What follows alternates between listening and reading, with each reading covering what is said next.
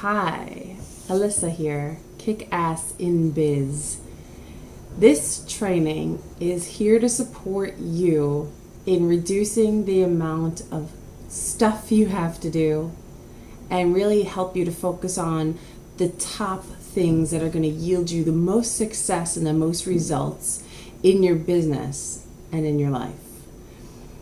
This kick-ass decision matrix right here was designed with you in mind to help you quantify the opportunities that stand in front of you and also prioritize that ever-growing to-do list into things that are really important and mission critical, and also into the category of irrelevant, possibly not important for the next foreseeable year or 3 or ever, and to help you create some space to be able to really execute and get the most results out of the things that are going to push your business forward the farthest and give you the most amount of fulfillment in your business and in the results that you're creating for folks out there. So let's begin. Here's the decision matrix. Put it up here nice, fast, and forward for you. We're going to begin by getting those top opportunities in mind that you have going on in your business or in your life right now. Get that top of mind opportunity, something that's vying for your attention or competing for your attention with a few other things, because that will make this decision matrix give you the most amount of crucial information. First, we're going to start in box A. You see, I've got it for you right here. We're going to quantify the worst case scenario in this opportunity you have in front of you. Get right into your mind's eye and just envision this opportunity going haywire. Everything goes wrong, everything goes not as planned, and the results are catastrophe. And I want you to really look inside yourself and think, how bad is that? How bad is this worst case scenario? I'm going to assign it a number. If you're going to assign it absolute worst thing that could ever happen in my whole life or in my entire business, that number is a 10. And if it's marginally annoying, worst case scenario, you'll give that a 1. So in this box here, labeled A, in your decision matrix that you're drawing on your paper there, put a number between 1 and 10. Got your number? Excellent. Okay. Now that you have this worst case scenario in mind, the second thing we want to do is assign it the probability. What is the likelihood that this worst case scenario will come to fruition? Think about everything going haywire and that worst case scenario you just put your mind into. Given your circumstances and the likelihood of everything going on in your life now and in your business, what is the likelihood that this worst case scenario will happen? 10 is absolute certainty, and 1 is probably not a snowball's chance in hell, but hey, it might happen. And that's a 1. So go ahead and assign it a second number in the box I've labeled B.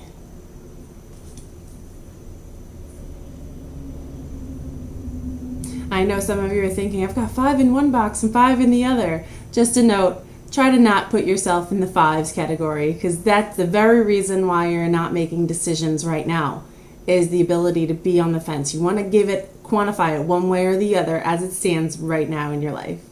Get off that fence and make some decisions. It will kick ass in your business, I promise. Okay.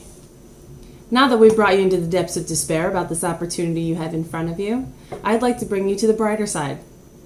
Now think about the best case scenario. Think about all the opportunity that will come your way, all the results that you will get if this goes absolutely perfect, better than planned, more results and more success than you imagined when you thought this opportunity was a good one. And really understand what that best case scenario is. What is this opportunity going to bring to you in your business, the people you impact, and the people you touch in your personal life based on the results? And I want you to quantify that. How good is the best way this can go? Is it off the charts? Is it better success than you've ever known? And it's a really big opportunity that if you succeed, who's better than you? and give that a 10. If it's just, hey man, it was cool, it went well, it was okay, best case scenario was pretty good, and give that a 1. So now assign a best case scenario number between 1 and 10 in box labeled C here. And last but not least, now that you have this best case scenario, you've colored it in with all the fantastic things that you have going on, and you could open more doors for you and expose you to more and better opportunities exponentially. How dedicated to this best case scenario are you? Give it a number. 10 is absolutely 100% dedicated. I am going for this. Nothing's going to stop me. That's a 10. And a 1 is, hey, I might give it a whirl. That's a 1. So, in the box labeled D here, go ahead and give yourself a number of how committed to this best case scenario are you.